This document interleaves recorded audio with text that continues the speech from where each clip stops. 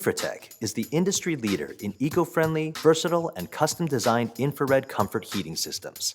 We offer a variety of mounting options, including wall mount, ceiling mount, pole mount, and flush mount.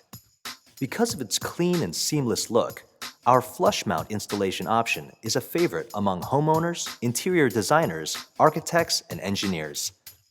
When installing our heaters, we always recommend using a licensed contractor. The flush mount frame is designed to work with either a W series or WD series heater. You can choose from two sizes, a 39-inch or 61-inch frame, which can house our heaters with wattages ranging from 2,000 to 6,000 watts. Before you get started, choose an area with a flat ceiling and a minimum of 2-inch by 8-inch studs. Please be sure the heater can face straight down when you recess it and that it isn't going to be too close to a ceiling fan or light fixture. The first step is framing the pocket with 1-hour rated fire-retardant drywall that will contain the heat. Begin by constructing a frame for the pocket that will house the heater. Use a minimum 5/8-inch drywall that is 1-hour fire-rated, also known as Type X drywall, to line the pocket. To frame a 61-inch heater, the finished opening should measure 65¼ inches by 11¾ inches. To frame a 39-inch heater, the finished opening should measure 43 inches by 11¾ inches. After you've framed the pocket, the next step is to mount the junction box outside of the pocket and run the necessary wire from the power source. You can choose to mount the junction box in a variety of locations in compliance with local building codes. The Infratech flush mount frame comes with a 4-foot high-temperature whip that includes the necessary high-temperature wires and wire nuts. This will be connected from the outside junction box to the J-box of the heater.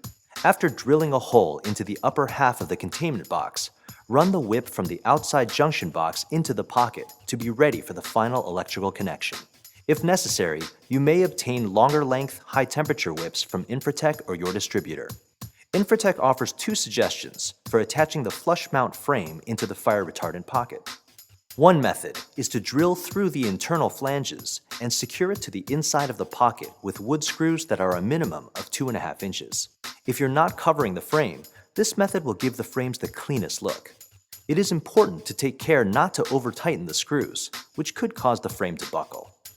The second suggested method is to use wood screws to drill through the 4-inch faceplate and attach to the substructure. This works especially well if the faceplate will be covered. Once the frame is mounted, you can choose to leave all 4 inches of the trim exposed or cover it with a decorative ceiling. You may cover the heater's trim with materials like drywall, plaster, stucco, or tongue-and-groove wood. If you're using a decorative ceiling, please be sure to leave a 1/2-inch clearance between the decorative material and the ventilation holes that run along the inside of the 4-inch flange. Before the heater is installed, adjust the tabs to set the heater height appropriately. Each adjustable tab is an L bracket, connected with a screw and wing nut. The heater rests on these adjustable tabs. You will have to lower each one and tighten it with the respective wing nut so that the heater is flush with the finished ceiling. Make your final electrical connection by attaching the whip coming from the outside junction box to the heater's J-box using the supplied high-temperature wire nuts. Simply lift the heater into place and make any minor adjustments. The installation is now complete. You are ready to enjoy the comfort of your patio year-round.